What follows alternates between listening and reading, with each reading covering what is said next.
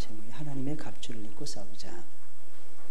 그러면 온몸에 갑주를 입고 싸우는 로마 군인들을 당해낸다는 것은 불가능한 일이었습니다. 로마 군인들은 머리에서부터 발끝까지 전부 다 중무장을 다 하고 있었어요. 그래서 이들을 가리켜서 중무장 보병이라고 불렀습니다. 그러니 그들을 당해낸다는 것은 상상할 수조차 없는 일이었습니다. 게다가 그들은 강한 조직력을 바탕으로 전군이 하나가 되어서 움직이고 있었어요. 전군이 일사불란하게 움직이고 있었기에 로마의 정규군을 이긴다 하는 것은 완전히 불가능한 일이었습니다. 어떻게 완전 무장을 하고 전군이 일사불란하게 한 몸이 마치 움직이듯이 움직이는 이들을 누가 당해낼 수 있단 말입니까?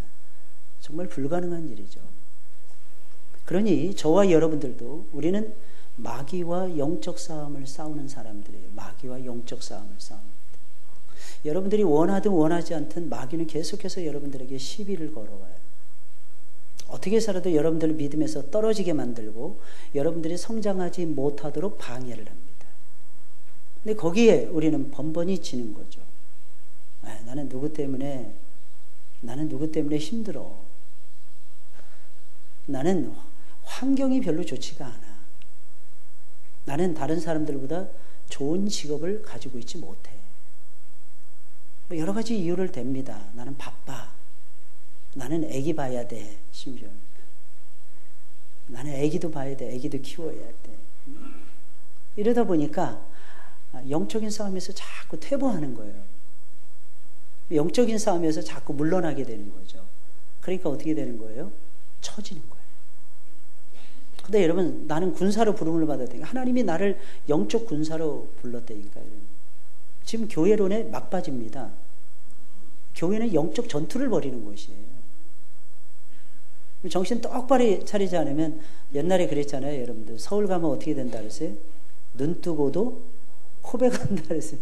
눈 뜨고도 코베 간다 그랬어요. 참 우리나라 사람들 표현력 진짜 좋은 것 같아요. 그죠? 코베 가는 거 본 적 있습니까? 저 한 번도 본 적 없는데 어떻게 그런 생각을 하는지 모르겠어요. 근데 정말 맞더라고요. 후각이 죽어. 냄새를 못 맡아요. 내가 지금 사는 냄새인지 죽는 냄새인지 전혀 모르는 거예요. 내가 지금 와서 빛과 번쩍한 빌딩 사이에 숲속에서 살아가니까 내가 괜찮은 사람인 줄 착각을 하는 거예요. 그래서 남자들 보면은 50대 중반 후반부터 시작해서 사는 모습을 보면 죄송합니다. 이렇게 표현해서 괴물처럼 사는 분들 많아요. 자기가 사회적으로, 특히 사회적으로 성공하신 분들 중에서 많습니다. 자기가 진짜 엄청나게 대단하다고 착각을 합니다. 집에 가잖아요. 왕처럼 군림해요. 명령해요. 자기 와이프한테 명령 내립니다. 밥 차려. 딱 그러면 그게 끝이야. 물. 딱. 옛날에는 그보다 더 했어요. 재토리. 그래서 옛날에 진짜 간이 배 밖으로 나왔던 것 같아요. 진짜. 그러니까 자기를 옆에서 봉양해주고 맛있는 음식 해주고 예하고 따라주고 이러니까 자기가 왕인 줄 알아. 그야말로 천상천하 유아 독정이 됩니다. 잘못된 길을 사는 거예요. 남편이 됐으면 섬겨야죠. 남편이 됐으면, 아빠가 됐으면 아이들을 돌봐야죠. 아이들하고 대화도 꾸려나가야죠. 애들이 무슨 고민을 하는지, 애들이 어떤 어려움이 있는지. 똑같습니다, 여러분. 교회 오셔서 마찬가지예요. 여러분 신앙생활 하시면서 소자들이 있다 그랬잖아요. 가난한 소자들이 있다, 어린 소자들이 있다 그랬잖아요. 신앙생활 이제 막 시작하는 소자들이 있다 그랬잖아요.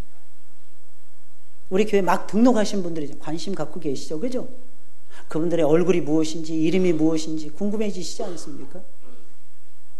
그분들은 무슨 고민을 가지고 우리 하늘문 교회를 찾아오셨는가 궁금해지지 않습니까?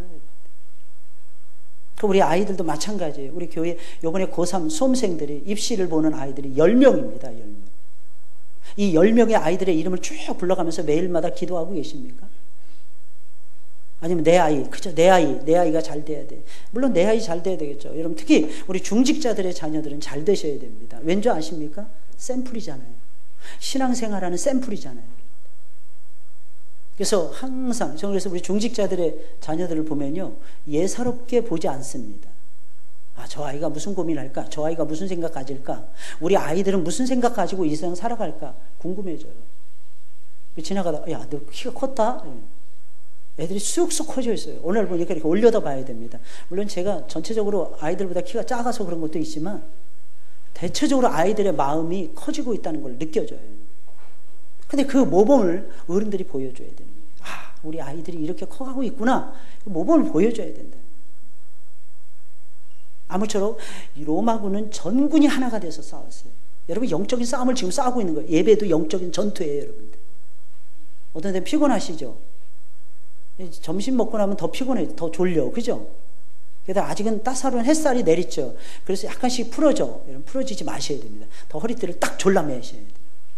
지난주에 그랬죠, 여러분. 진리의 허리띠를 띠고, 이거 뭐예요? 목적을 향해서 일치된 마음을 갖는 거예요. 하나된 마음을 갖는 거예요. 진리, 싱글이에요. 포커스예요. 진리에 대한 허리띠입니다. 허리띠, 하나입니다. 여러분, 진리를 향한 성실함이 있어야 돼요. 하나님의 말씀에 대한 거룩함이 있어야 돼요. 그래서 하나 되어서 말씀을 막 먹으려고 막 달려들어야 돼요.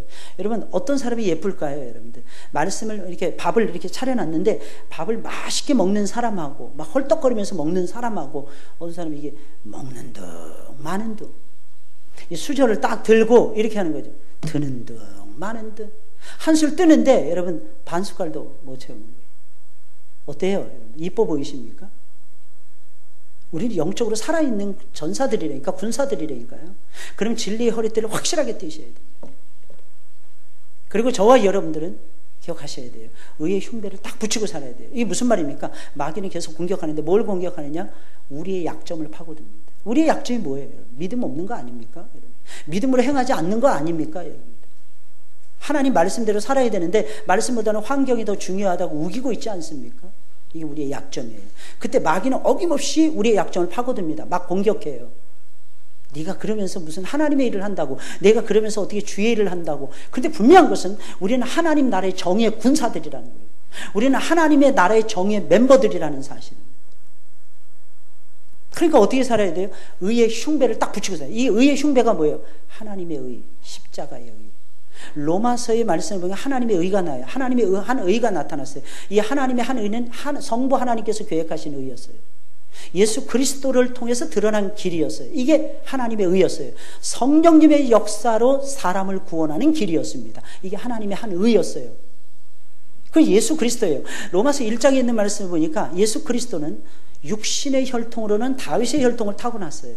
또한 성결의 영으로는 죽은 자 가운데서 부활했다 그랬어요. 그러면서 말을 하기, 이 복음은 참 신기합니다. 다른 모든 성경을 쓸 때 사도 바울이 제일 먼저 인사부터 먼저예요. 너희에게 은혜와 평강이 성부 성자 성령의 이름으로 내가 너희에게 문안한다. 내가 너희에게 은혜와 평강이 있기를 바란다. 이걸 1절 아니면 2절에서 얘기합니다. 근데 참 신기해요. 로마서는요, 사도 바울이 할 말이 너무 많았던 모양입니다. 특히 뭐에 대해서 많으냐? 복음에 대해서. 그러니까 복음에 대해서 먼저 읊조리고 들어가요. 인사를 먼저 하지 않습니다. 자기는 하나님의 종이라 그러고 하나님의 뜻을 따라서 사도가 되었다고 이야기를 하면서 쭉 나가는데 복음에 대해서 먼저 설명을 합니다. 이 복음은 예수 그리스도라는 거예요. 그걸 먼저 치고 들어갑니다.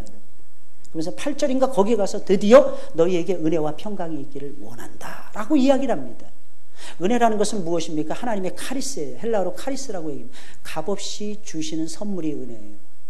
평강은 무엇입니까? 에이레나라고 얘기합니다. 구약적 표현으로는, 히브리어적인 사고방식으로는 샬롬이에요. 샬롬은 무슨 뜻이니까? 전쟁이 없는 평안을 얘기하는 거예요. 어려움이 없는 평안을 얘기하는 거예요. 이 평안을 내가 너희에게 있기를 원하노라. 근데 핵심이 뭐냐면 복음을 먼저 이야기한다는 거죠. 이 복음은 예수 그리스도께서 다윗의 아들로 태어나셨다는 거예요. 사람의 혈통을 타고났다는 것입니다. 완벽한 사람이라는 뜻이에요. 예수님은 사람입니다. 동시에 우리는 기억해야 돼요. 예수님은 성결의 영으로 부활하셨어요. 그래서 하나님 보좌 우편에 앉아 계시는 하나님 보좌 우편에 앉아 계신다는 것은 하나님의 자리에 앉아 계심을 얘기하는 거예요. 하나님의 가운데 서 계시고 앉아 계시고 옆에 오른쪽에 앉아 계심을 의미하는 것이 아닙니다. 우편이라는 뜻은요, 권능의 편을 얘기하는데 하나님의 자리를 얘기하는 거예요. 그 자리에 누가 앉아 있느냐? 예수 그리스도가 앉아 계시는 거예요. 그래서 저와 여러분들은 예수 그리스도에게 집중하셔야 되는 거예요. 그 예수님이 우리에게 뭘 주십니까? 의로움을 주시는 거예요. 그걸 십자가의 의라고 얘기해요. 십자가의 의. 여러분들 아직도 여러분들의 공로를 내세우십니까? 여러분들의 노력이 필요하죠. 여러분들의 우아한 노력이 필요합니다. 그런데 잘 들으셔야 됩니다. 그 노력조차도 하나님의 은혜예요. 이게 칼빈주의의 주된 교리 아닙니까? 나 된 것은 뭐라고요? 하나님의 은혜로 되었다는 거예요. 하나님.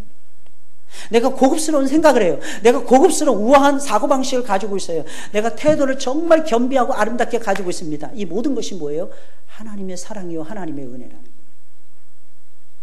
그래서 하나님의 한 의가 예수님을 통해서 등장하는 거예요. 그래서 여러분들 뭘 알아야 돼요? 하나님의 예수님의 의로움을 딱 가슴에 붙이고 살아가야 돼요. 내 의가 아니에요. 내 의를 빨리 버려야 돼요, 여러분들. 하나님의 의로움에 붙잡으셔야 돼요. 우리 찬양대원들도 마찬가지입니다. 하나님의 의로움에 여러분들이 붙잡으셔야 돼요. 십자가의 의의 흉배를 딱 붙잡고 여러분들 살아가셔야 됩니다. 그랬을 때 마귀의 공격을 여러분들이 이겨나갈 수가 있는 것입니다. 그리고 평안의 복음에 예비한 것으로 신을 신뢰했어요. 복음으로 완전 무장해요. 복음으로. 복음이 없으면 안 된다는 거예요. 그리고 가는 곳마다 뭐예요? 평안이. 내가 가는 곳마다 평화로워야 돼요. 영적인 전투가 벌어지고 있는데 평화로워야 됩니다. 결론은 항상 평화가 나타나요. 평화로다. 하늘 위에서 내려온다는 고백을 저와 여러분들이 늘 하면서 살아가셔야 돼요. 여러분, 그래야 영적 싸움에서 저와 여러분들이 승리할 수가 있는 것입니다. 사랑하는 여러분들, 왜 우리가 자꾸 당하는 것이며 왜 자꾸 지는 것입니까? 무장하지 않고 싸우기 때문입니다. 여러분, 마지막에 노량해전에서 우리 이순신 장군께서는 갑옷을 다 벗었습니다. 그러나 여러분들 아십니까? 그 전에 모든 전투에선 단 한 번도 갑옷을 벗은 적이 없었어요. 그 무거운 그 철릭을 입고 그 무거운 갑옷을 입고 머리부터 발끝까지 중무장하고 싸웠습니다. 근데 마지막에는 죽음을 생각하고 이순신 장군이 노량으로 떴기 때문에 여러분 상상을 해보세요. 여러분. 그때 당시 임금은 선조였어요. 중앙에서 아무것도 지원을 못 해줘요. 병장기 하나도 지원을 못 해주고 있었어요. 근데 이순신 장군은요 12척을 가지고 다시 일어났잖아요. 12척을 가지고 어떻게 다시 일어납니까? 여러분, 대단한 사람이에요 정말. 저는 그래서 성웅 이순신을 생각할 때마다 이런 생각이 들어요. 딱 예수님이시다. 한 남자 예수님. 혼자서 고군분투하는 거예요. 정부에서 아무런 녹봉이 내려오지 않습니다. 아무런 치사율, 오히려 잡아서 먹으려고 그러고 잡아서 죽이려고 합니다. 근데 이순신 장군 그 12척의 별을 가지고 명량에서 이긴 다음에 어디로 올라가요? 충청도로 올라갑니다. 충청도에서 뭐합니까? 배를 건조하기 시작해요. 충청도, 전라도, 이 경상도 일대를 완전히 해안가를 완전히 장악을 해버려요. 그래서 전쟁에 임합니다. 심지어는 백성들이 막 몰려옵니다. 내가 군사가 되기. 왜? 군사가 되면 먹을 걸 주니까. 최소한 3끼는 아니더라도 2끼 밥은 먹을 수 있어요. 농사를 짓습니다. 섬에다가 농사를 짓습니다. 산에다가 농사를 짓습니다. 그래서 그 곡식을 가지고 자급자족해요. 전쟁 딱 끝나보세요, 여러분. 누가 왕이 되겠습니까? 누구를 따르겠습니까? 이순신 장군이 딱 결심하는 거예요. 난 여기서 죽어야 되겠다. 그리고 옷을 벗고 노량으로 뜨는 거예요. 그리고 끝까지 싸우는 거예요. 북을 계속 치잖아요. 철릭만 입고. 아주 가벼운 옷으로 다 갈아입는 거예요. 이게 이순신 장군의 마지막 모습이었어요. 가판을 뛰어나면서 계속해서 화살을 쏘아댑니다. 왜? 하나라도 더 죽이겠다는 거예요. 하나라도. 한 놈이라도 더 살려보내면 정유재랑 꼴이 난다는 거예요. 다시 일어난다는 거예요. 여러분. 너무 힘들다는 거예요. 이 민족이 너무 힘들다는 거예요. 그것을 막기 위해서 우리 장군께서는 싸우는 거예요. 끝까지. 옷을 다 벗어던지고. 그래서 총탄을 맞고 돌아가신 거예요. 근데 그 전까지만 해도 우리 이순신 장군은 단 한 번도 그 갑옷을 내려놓은 적이 없었어요. 밤중에 혼자서 고민할 때도 갑옷을 입고 싸울 때가 많아요. 한사슴 달걀에 칼 옆에 차고 깊은 시름만 차이. 어디서 일성오가는 나의 애를 끌라니. 계속 큰 칼 차고 있었다는 거예요, 여러분. 무장하고 있었다는 거예요. 어디서 적이 올는지 몰랐다는 것이에요. 여러분, 무장하고 싸우면 원수 마귀도 이길 수 있습니다. 그의 세력이 아무리 막강하다 할지라도 하나님의 갑주를 입고 싸우는데 뭘 입고 싸운다고요? 하나님의 갑주를 입고 싸우는 거예요. 하나님이 예비하신 갑주, 내 갑주가 아니에요. 하나님이 주신 갑주, 조상이 물려준 갑주가 아니었어요. 하나님이 주신 갑주. 전쟁할 때는요, 하나님이 주신 갑주를 입고 싸우시는 거예요. 그리고 오늘은 네 번째입니다. 넷째로 믿음의 방패를 손에 들고 싸우셔야 됩니다. 믿음의 방패. 16절에 있는 말씀이에요. 우리 다 같이 읽어볼까요? 시작. 모든 것 위에 이로써 능히 악한 자의 모든 화전을 소멸하고. 여러분, 마귀는요 끊임없이 우리를 공격합니다.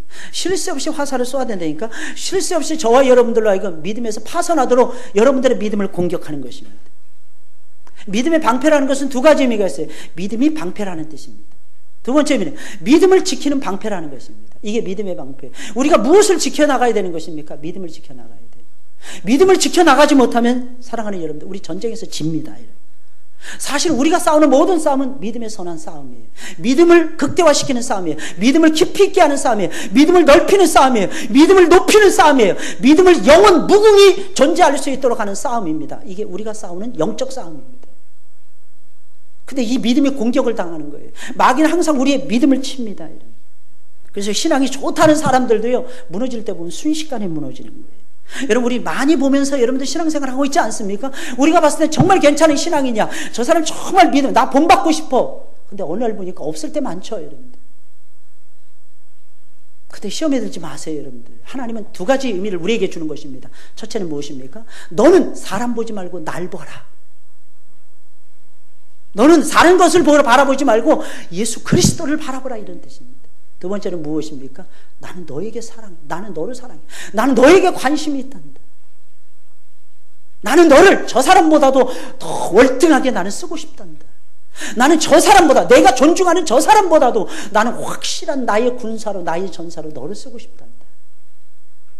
그래서 교회는요 참 신기합니다. 어떤 사람이 갑자기 어느 날 사라질 때가 있어요. 그럼 우리는 이렇게 생각합니다. 아, 큰일 났다. 교회 어떻게 하지? 근데 여러분 기억하셔야 됩니다. 교회는요, 잘 들으셔야 돼요. 우리의 몸된 교회가 아니라 주님의 몸된 교회입니다. 이 교회론이 이게 잘못되어 있어요, 많은 사람들이. 어떤 사람이 기도할 때 보면, 칼과 들어보면 정말 웃겨요. 우리의 몸된 교회를 지켜달래요. 착각하지 마세요, 여러분들. 주님의 몸된 교회입니다. 잘 헤아리셔야 돼요. 이 교회는 주님의 교회예요. 주님의 교회입니다. 이 주님의 교회는 잘 들으셔야 됩니다. 주님이 책임지세요. 할렐루야. 그래서 믿음의 방패를 견고하게 들어야 돼요. 그러니까 날 불러주신 것만 해도 고마워해야 돼요. 나를 사용하시는 것만 해도 감사하셔야 돼요. 하나님은 겸손한 자를 들어서 교만한 자를 치십니다. 하나님 어떨 때. 참 신기해요, 여러분들. 그래서 우리는 끝까지 겸손하셔야 돼요. 그래서 하나님은 이런 마귀의 공격을 물리칠 수 있도록 믿음의 방패를 우리의 손에 들려주시는 거예요. 믿음의 방패만 있어 보세요, 여러분. 마귀가 어떤 화전을, 아무리 센 화살을 쏘아댄다 할지라도 여러분들 능히 막을 수가 있어요. 로마 군인들은요 120cm짜리의 방패를, 1m 20cm짜리의 방패를 들고 살았답니다. 여러분 120cm라면 전신을 다 가립니다. 이때 당시에 다윗의 키가요, 여러분 한 1m 60cm, 1m 55cm, 1m 55cm에서 1m 60cm밖에 안 됐답니다. 그래, 여러분 120cm의 방패예요, 여러분.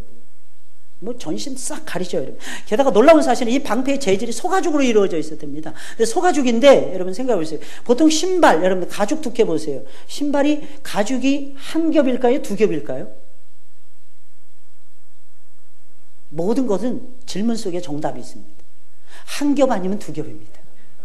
잘 들으셔야 돼요, 여러분. 한 겹 아니면 두 겹이에요. 근데 두 겹이라는 건 뭐냐? 안감도 가죽으로 이루어진 게 두 겹입니다. 근데 안감이 천으로 이루어지면 한 겹이에요, 가죽으로.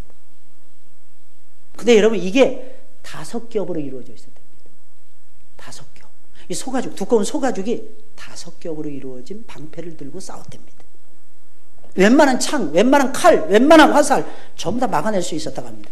또한 로마 군인들은요, 이 실전에 이렇게 딱 들어가잖아요. 방패를 물에 적셔가지고 갔답니다. 이런 가죽은 특징이 뭐예요? 물을 흡수합니까? 흡수하지 못합니까? 흡수해요. 이유가 무엇입니까? 대부분의 적들은 화살 끝에다가 불을 붙여서 불화살을 쏘았기 때문입니다. 불화살을 막는 방법이 이거밖에 없어요. 여러분 제일 막강한 게 뭐냐? 화살이에요. 혹시 여러분 옛날에 신기전이라는 영화 보신 적 있습니까? 그냥 갔다가 막 때리는 거 보셨습니까? 보셨을 거예요. 놀랐을 거예요. 우리 군사들은 몇 안 돼. 적은요 물밀듯이 밀려옵니다. 근데 이겼어요, 졌어요? 이겼습니다. 신무기 때문에 이긴 거예요. 우리 약간 그건 좀 과장했어요. 막 터트리는 식으로 막 묘사를 했지만 이순신 장군도 마찬가지죠. 우리 화포 가지고 이겼잖아요, 여러분. 화포 가지고. 무기가 굉장히 중요해요. 특히 제일 무서운 게 뭡니까? 이때 당시에는 불화살이에요. 화살이에요. 이 불화살은 밤이나 낮이나 막 꽂아요. 그래서 사람도 태워버립니다. 사람만 태울 뿐만 아니에요. 모든 정각을 다 살라버립니다. 근데 이걸 막을 수 있는 무기가 뭐예요? 방패였다는 게 방패. 게다가 로마군의 방패는요, 약간 빗각으로 이루어졌답니다. 저는 이게 무슨 말인지 잘 이해가 안 가요.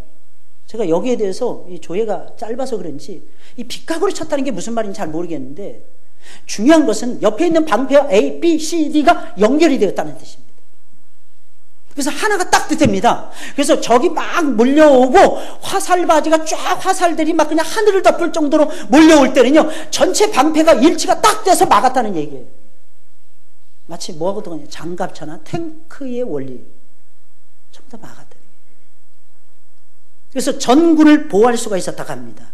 엄청난 방어벽을 구축했던 것입니다. 그러니 어떻게 아무리 센 적이라 할지라도 로마군을 이길 수가 있었겠습니까?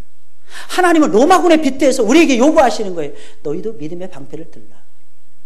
진리의 허리띠를 띄었느냐? 의의 흉배를 붙였느냐? 평안의 복음에 예비한 것으로 신발을 신었느냐? 당연히 너희는 왼손에다가 아니면 오른손에다가 믿음의 방패를 들라는 거예요. 여러분, 믿음의 방패가 무엇을 뜻하는 것입니까? 여러분들, 믿음이 곧 방패라는 거죠. 믿음의 방패라는 건 다른 것이 아니에요. 하나님을 향한 우리의 믿음을 얘기하는 거예요.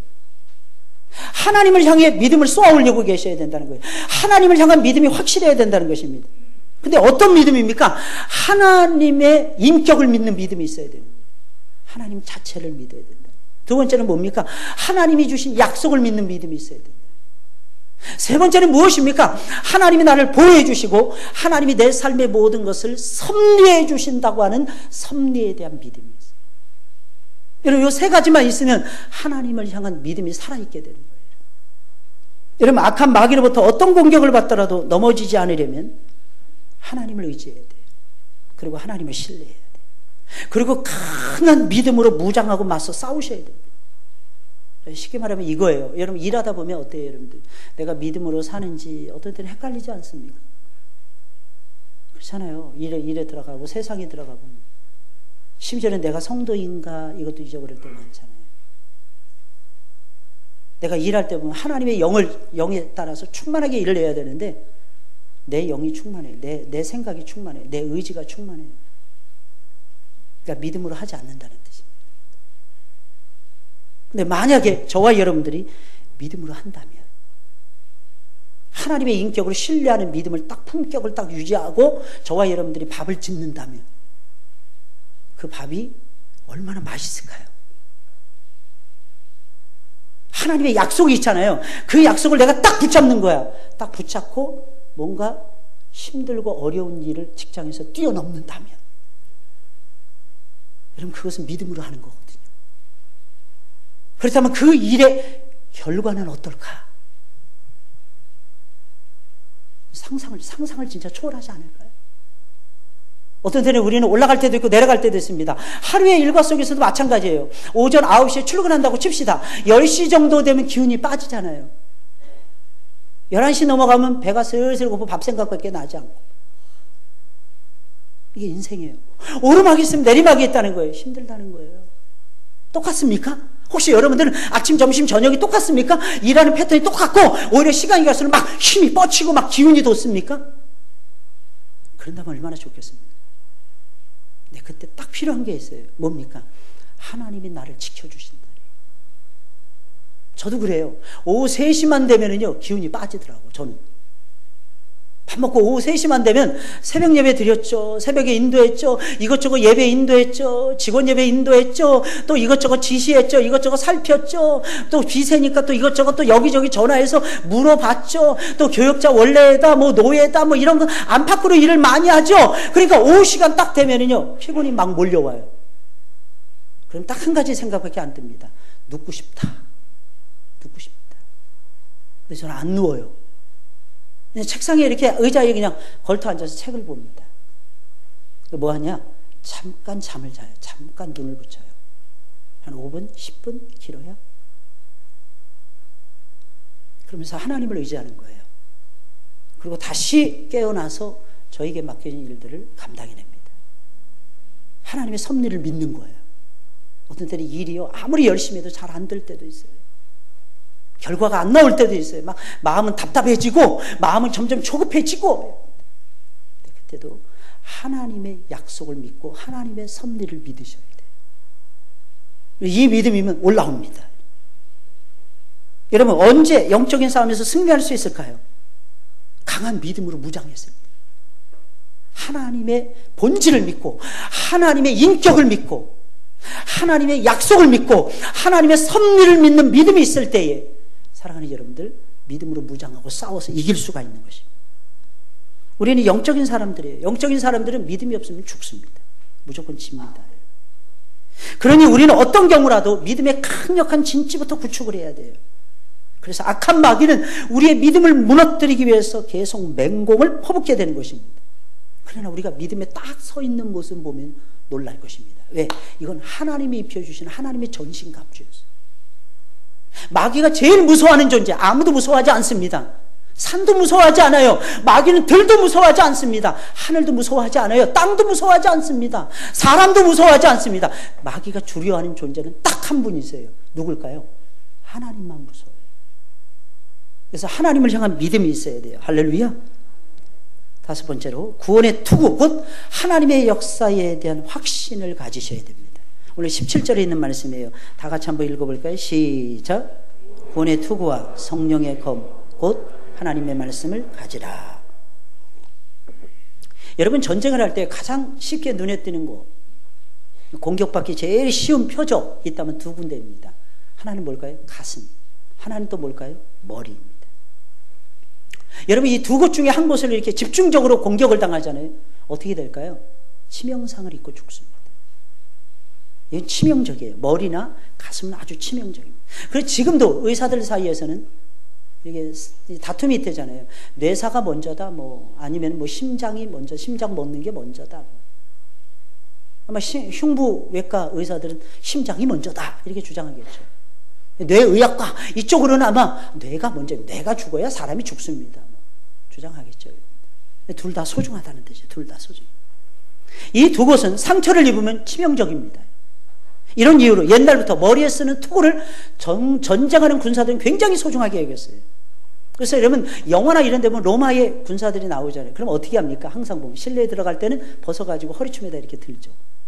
이걸 두고 가거나 아니면 들어가는 입구에서 어디다 두거나 하는 거 보신 적 있습니까? 안 놔요. 이거 항상 손에 끼고 다닙니다. 왜? 머리가 상하면 끝나니까요.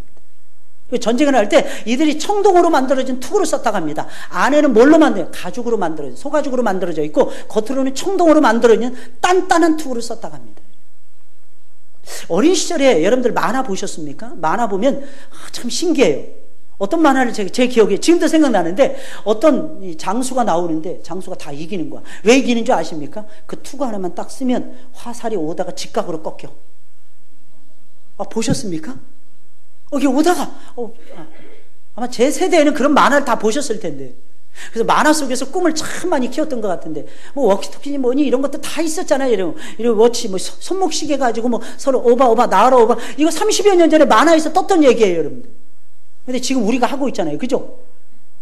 화상으로 막 회의하고, 그죠? 뭐 유럽에서, 미국에서, 일본에서, 중국에서 전부 다 떨어졌어. 야, 우리나라가 세계적인 무역국가가 될 거야. 그때 당시에 어린 반푼어치도 없었는데. 근데 우리 민족이 그런 꿈을 꿨다니까요, 여러분들. 화상으로 전부 다 회의하고 막 이런 것들이 다 이루어지고 있잖아요, 지금. 근데 저 어린 시절에 제 머릿속에 딱 남는 장면 하나가 그것입니다. 수많은 만화책을 읽었던 것 같아요, 초등학교 시절에. 상상력을 막 극대화시켰던 게 그런 만화책이었던 것 같습니다. 볼 게 별로 없으니까, 여러분. 그때는 비디오방도 없었으니까, 영화 보러 가려면 너무 비쌌으니까, 만화에 가면 뭐 100원, 200원 가지고도 10권, 20권씩 막 책을 빌려서 봤으니까요. 근데 그 내용 중에 하나가 그거였던 거예요. 투구 하나 딱 쓰면요, 화살이 날아오다가 직각으로 꺾이더라고. 다 빗나가더라고. 할렐루야. 근데 하나님이 씌워주시는 투구는 어떨까요? 감당해낼 수 있을까요? 마귀가? 그 투구를 쓰고 우리가 사는데. 그럼 구원의 투구는 무엇을 의미하는 것일까요, 여러분들? 구원의 투구는 확신입니다. 확신. 그럼 믿음하고 확신하고 무슨 차이가 있습니까? 믿음도 믿음이고 확신도 믿음입니다. 근데 앞에 거하고 뒤에 거하고 어떤 차이가 있습니까? 믿음의 방패는 잘 들으셔야 돼요. 근본적인 믿음을 얘기하는 거예요. 근본적인 믿음이라는 것은 무엇입니까? 하나님을 온전히, 하나님의 인격, 하나님의 본질, 아까도 얘기했잖아요. 하나님의 약속, 하나님의 섭리를 믿는 것을 얘기하는 거예요.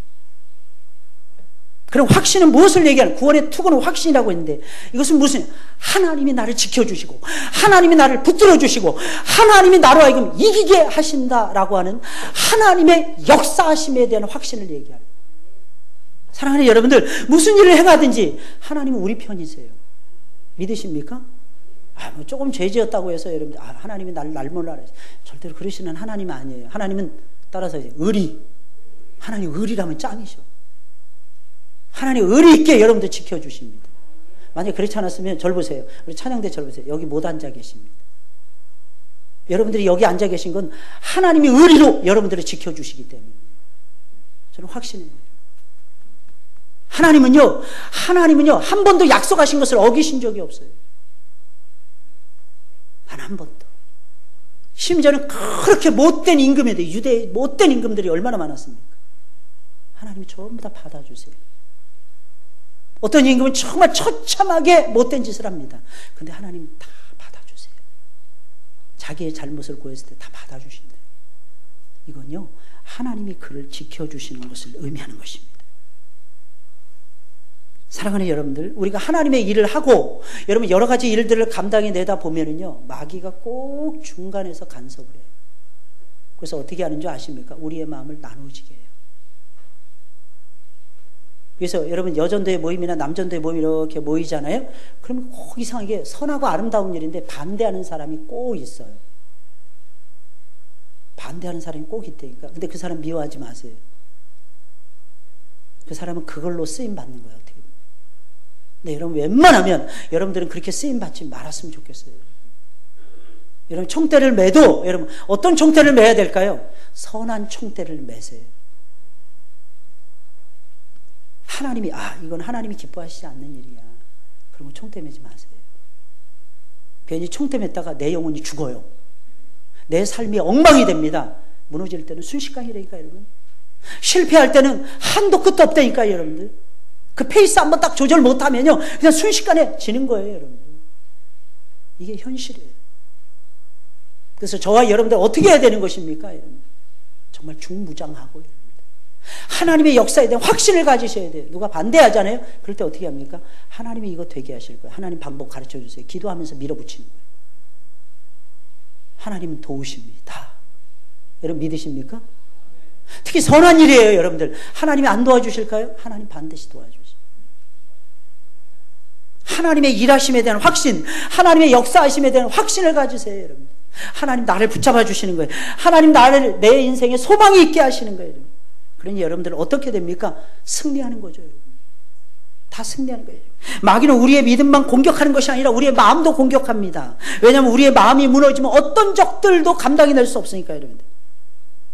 그래서 마귀는 우리의 마음을 무너뜨리기 위해서 쉬지 않고 우리의 마음을 공격을 하는 것입니다. 우리의 마음을 나눠지게 만들어요. 여러분. 우리의 마음을 서로 속이게 만듭니다. 여러분. 진실하지 못하게 만듭니다. 여러분. 서로를 동역자들끼리 의심하게 만듭니다. 여러분. 하나가 돼도 이길까 말까 하는데 서로 의심하게 만드는 거예요. 결국 우리의 마음을 낙심하게 만드는 것입니다.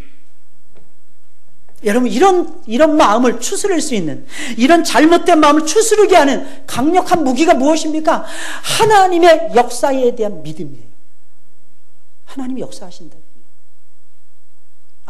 아무도 선한 일에 나서는 것 같지 않을 때도 있어 보일 것입니다.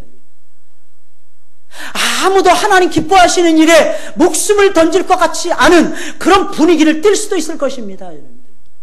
사랑하는 여러분들 그 순간에도 기억하셔야 돼요. 하나님은 역사하세요. 남북전쟁이 한참 일어날 때 여러분 에이브럼 링컨은 무조건 진다고 생각했습니다. 왠지 아십니까 여러분들? 남쪽에 모든 자산이 다 있었어요. 남쪽에 모든 군대가 다 있었어요. 여러분들. 북쪽에는요 5대의 연안에 있는 경공업, 중공업, 업자들 몇 사람밖에 없었어요. 근데 나중에 이깁니다. 에이브럼 링컨은 봤어요. 뭘 반 줄 아십니까? 기도하면서 봤어요. 성경을 가까이 하면서 봤습니다. 하나님의 선한 역사는 하나님이 이루신다는 걸 봤어요. 그러니까 하나님이 절대적으로 의지하는 거예요. 하나님을 절대적으로, 전폭적으로 의지하는 거예요. 그러니까 어떻게 됩니까? 이기는 거죠, 여러분. 누구도 마귀의 무차별 공격을 감당해낼 수는 없습니다. 그러나 기억하셔야 됩니다. 믿음의 방패를 들고 구원의 투구를 쓰면은 감당해낼 수가 있는 것입니다. 여섯 번째로 마지막에 여러분들, 성령의 검, 곧 하나님의 말씀을 가지고 싸우셔야 됩니다. 17절에 있는 말씀 다시 보겠어요. 시작. 구원의 투구와 성령의 검, 곧 여러분 지금까지 5개는요 사실은 방어용이었어요. 공격용 무기가 아니었어요. 근데 하나님은 딱 하나 공격용 무기를 우리의 손에다 쥐어주셨는데 그것은 무엇입니까? 성령의 검인 하나님의 말씀이에요. 유일한 무기죠. 유일한 공격형 무기입니다. 근데 이 무기가 막강하다는, 이 말씀이 막강해요. 이 말씀이 천하를 움직여요. 이 말씀이 천하를 만들어냈어요. 이 말씀이 천하를 보존시켰어요. 이 말씀이 죽어가는 영혼들을 살렸어요. 이 말씀에 저와 여러분들이 의지해서 싸우셔야 되는 것입니다. 끊임없이, 그것도 끊임없이. 여러분 성령의 능력이 임하잖아요. 하나님의 말씀을 자유자재로 구사할 수가 있습니다. 그래서 말씀을 전하는 자들에게는요 꼭 기억하셔야 돼요. 하나님의 성령의 기름 부으심이 반드시 따라다녀야 됩니다. 이게 없으면 안 돼요. 어떤 데는요 여러분 말씀을 전해보셔서 알잖아요. 셀장님들, 여러분 교사들 말씀을 전해보셔서 알잖아요. 여러분들 어떤 데는 말씀이 잘 준비되어 있는 것 같은데도 말씀이 강력하게 선포가 안 됩니다. 또 어떤 때는요 말씀 준비가 시원찮은 것 같아요. 근데 참 이상합니다. 성령께서 강력하게 역사하셔서 말씀이 기가 막히게 선포될 때가 있습니다. 왜 그런 것입니까? 여러분 말씀은요 설교자 마음대로 되는 것이 아니라 성령의 마음대로 되는 것이기 때문에 그런 거예요. 이게 본질이에요. 그래서 말씀을 전하는 자들은요 허구한 날 하나님 앞에 기대면서 기도하지 않을 수가 없습니다. 이유가 무엇입니까? 여러분들 성령의 기름 부으심은 기도로 받아요.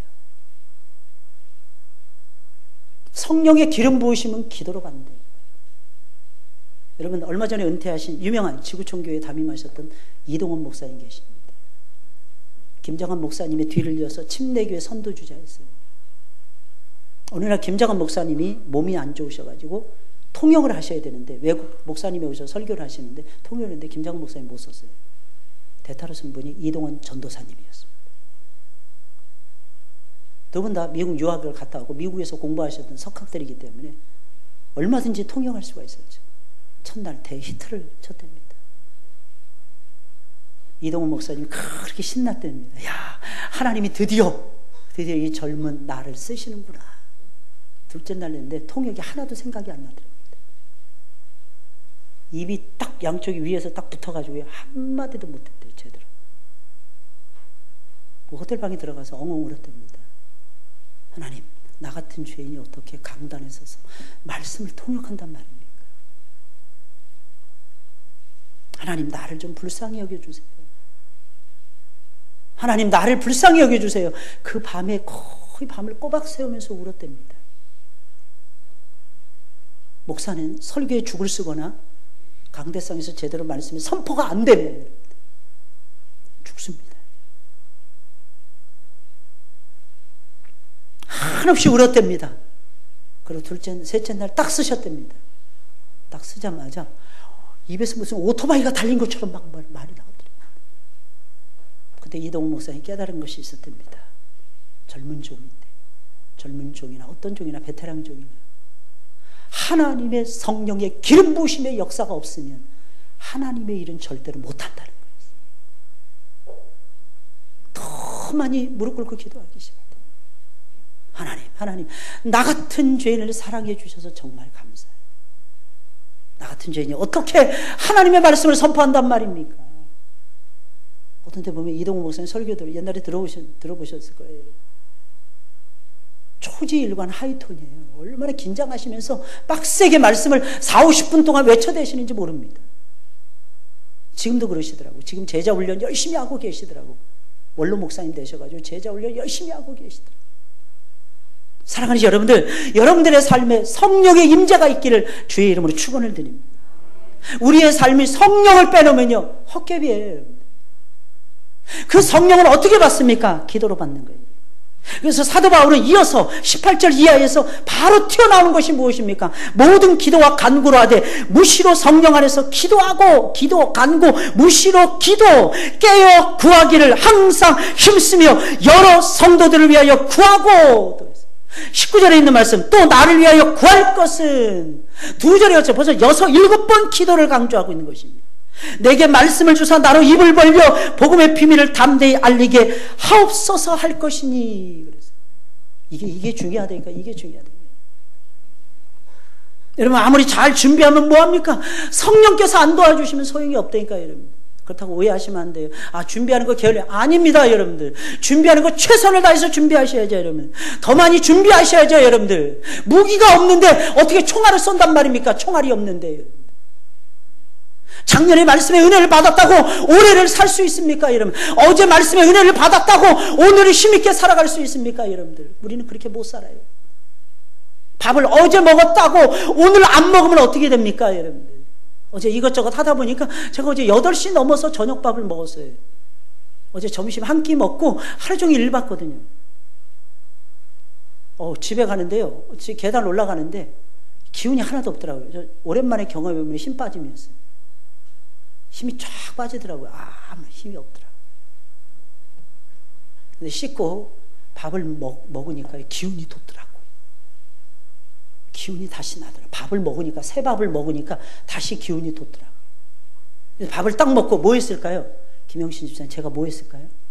밥 먹고 나서? 잤을까요, 그냥? 놀았을까요? 뭐 했을 것 같습니다.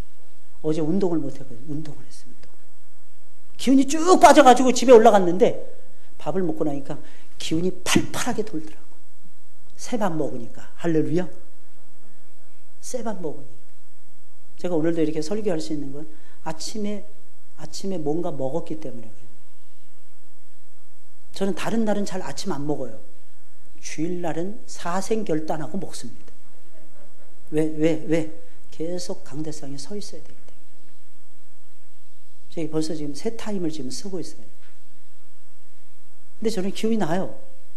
최근에 제가 옷을 입어보니까 1년 이상 운동하고 나니까 다른 게 있더라고요. 옷이 작아졌어, 옷이 다 작아지더라고요. 살쪄가지고 배 나온 거 아니니까 염려하지 마세요. 신기하죠? 하나님은요, 우리를 지켜주십니다. 준비는 최선을 다해서 준비하셔야 돼요. 말씀은 최선을 다해서 먹으셔야 돼요. 어제 말씀 배웠습니까? 오늘 또 배우셔야 돼요. 어제 말씀을 들었습니까? 오늘 또 들으셔야 돼요. 끊임없이 듣고 끊임없이 배우셔야 돼요. 놀라운 사실은 나도 모르는 사이에 내 영혼이 살아납니다. 어떻게 성경을 읽고 묵상하고 배우는 일을 게을리할 수 있겠습니까?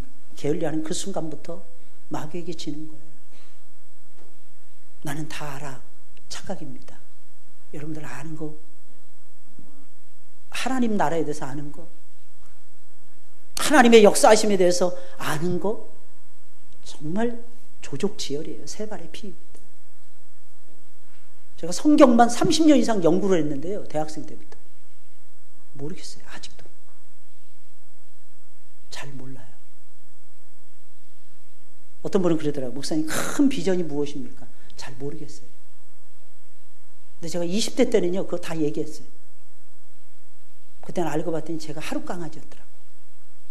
하룻강아지는 범 무서운 줄 몰라요. 아시죠? 범이 무섭다는 걸 몰라요.